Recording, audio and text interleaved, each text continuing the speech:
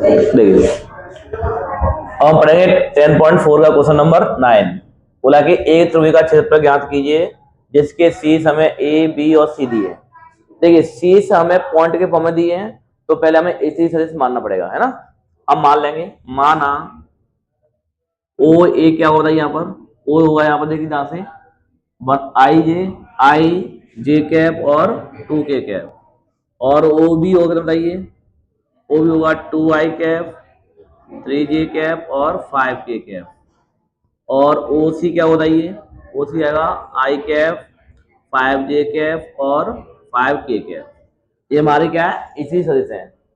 अब तुम्हें पता होगा त्रिभुज का क्षेत्रफल निकालने के लिए फॉर्मूला क्या होता है, 1/2 ए बी क्रॉस ए सी। तो मुझे पहले ए बी निकालना पड़ेगा। तो देखिए अब क्या करेंगे, सबसे पहले हम ए बी निकालेंगे। तो नाउ ए बी निकालेंगे, और ए बी क्या निकाल बताइए, ओ बी में से क्या माइनस होगा, ओ ए होगा। पहले ओ बी लिख दिए, 2 आई कैप 3 जे कैप और 5 के कैप।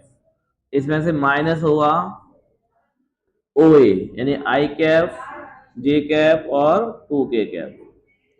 तो आएगा 2 आई कैप 3 जे कैप 5 के कैप माइनस आई कैप माइनस जे कैप माइनस 2 के कैप।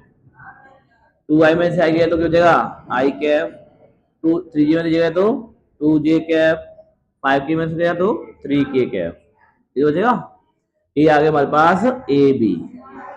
चलिए ए बी आ गया, तो ब्रैकेट में अब फिर से निकालेंगे, क्या बताइए, ए बी और ए सी होता ना, अब निकालेंगे ए सी। तो ओ सी में से क्या होगा, माइनस ओ ए होगा। तो ओ सी कितना लगेगी यहाँ पर, आई कैप 5 जे कैप 5 के कैप, इसमें माइनस होगा क्या, ओ ए। ओ यहाँ पर दिया है आई कैप जे कैप और ये 2 के कैप। तो जाएगा आई कैप 5 जे कैप 5 के कैप माइनस आई कैप माइनस जे कैप और माइनस 2 के कैप। करिए करिए, तो ये आएगा, देखिए आई से आई कट गया, ये तो हट गया, तो ये तो हो गया, खत्म हो गया। ये तो 5 जे में से जे गया तो क्या हो जाएगा, 4 जे कैप, और 5 में 2 है तो 3 के कैप। ये हमारे पास आ गया ए सी। लेकिन हमें क्या चाहिए, हमें चाहिए ए बी क्रॉस ए सी। तो अब देखिए ध्यान से, हम निकालेंगे ए बी क्रॉस ए सी, और इसे निकालते हैं किससे बताइए, डिटरमाइनर से, साढ़ से, है ना। देखिए यहाँ लगेंगे आई कैप जे कैप के कैप, और इसके एलिमेंट रखिए पहले ए बी के। ए बी के एलिमेंट है 1 2 3 1 2 3, और ए सी क्या बताइए 4 3, तो 4 3, आई इसमें नहीं तो 0। ठीक है। अब करते हैं यहाँ पर R1 से प्रसार, R1 से प्रसार करिए, तो ये क्या होता है, ये आएगा आई कैप, गलती नहीं करेंगे, है ना, तो वो लगेंगे 2 4 3 3 माइनस के जे कैप, ठीक है, तो 1 0 3 3, फिर के कैप 1 0 2 4, यहाँ से आएगा आई कैप, ये आएगा देखो 3 दूनी 6 छत्तीस 12, लेकिन आएगा 3 एकन 3 0, लेकिन आएगा 4 एकन 4 0, तो ये कितना बताइए, माइनस के 6 आई कैप, और ये माइनस के 3 जे कैप, और ये 4 के कैप। ठीक है, ये आ गया। तो ये हमारा क्या आ गया बताइए, ए बी क्रॉस ए सी आ गया। लेकिन हमें ए बी क्रॉस ए सी नहीं चाहिए, हमें तो क्या चाहिए, मोड चाहिए। सर क्या चाहिए, ए बी क्रॉस ए सी का मोड। तो मोड निकालते किस बताइए, रूट में माइनस के 6 का होल स्क्वायर प्लस माइनस के 3 का होल स्क्वायर और प्लस के 4 का स्क्वायर, कितना बताइए, आएगा ये 36, ये आएगा 9, और ये आएगा 16। 16 9 होते 25, 25 और 36 बताइए 61, 61 होंगे ना। तो रूट में आ गया, ये 61 आ गया। तो ये आ गया अपना ए बी क्रॉस ए सी, जो हमें चाहिए वो मिल गया। अब लगाते हैं अपन फॉर्मूला। हमें क्या करना है, हमें याद करना है त्रिभुज का क्षेत्रफल। तो अब लिखेंगे यहाँ पर, अब त्रिभुज का क्षेत्रफल क्या होता है बताइए, तो त्रिभुज का क्षेत्रफल होता है 1/2 मोड में ए बी क्रॉस ए सी।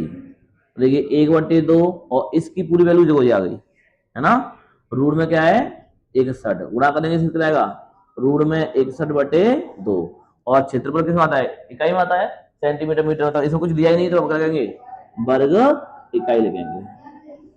ठीक है, ये बना हो गया। देखिए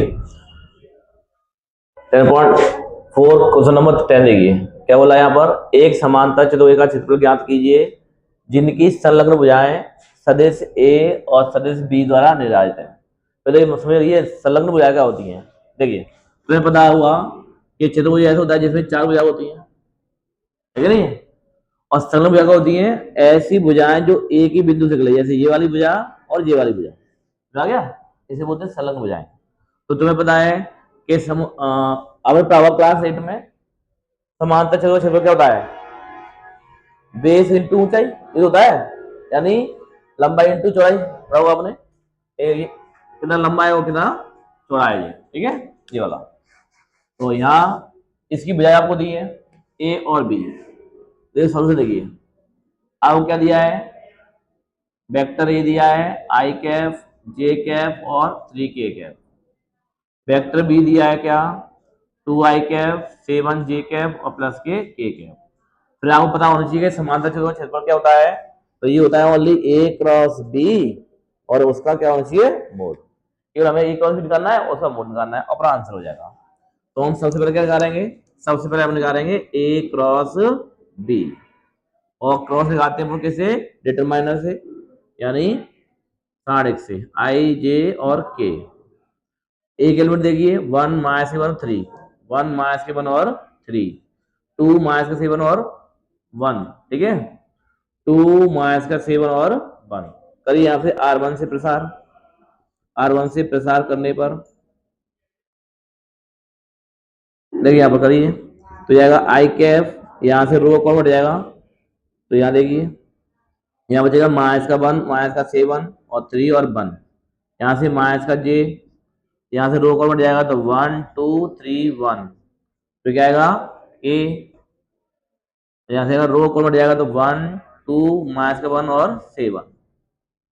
देखिए यहाँ पर तो जाएगा आई कैफ, जाएगा 1 1 जा 1, ये वाला माइनस या माइनस, तो 7 3 या 21, यहाँ से देखिए माइनस का जे, यहाँ से 1 1 जा 1 हो जाएगा 2 3 या 6, प्लस का के कैफ, जाएगा 0 1 जा 7, ये माइनस या प्लस हो जाएगा ये, और 2 1 जा 2, तो यहाँ से कितना बताइए 20 आई कैप आएगा, तो यहाँ माइनस का 5 आएगा तो माइनस का प्लस हो जाएगा, तो प्लस के 5 जे कैप, और ये क्या आएगा माइनस का 5 के कैप। ये अभी पता क्या आया है, ए क्रॉस बी आया है, ठीक है।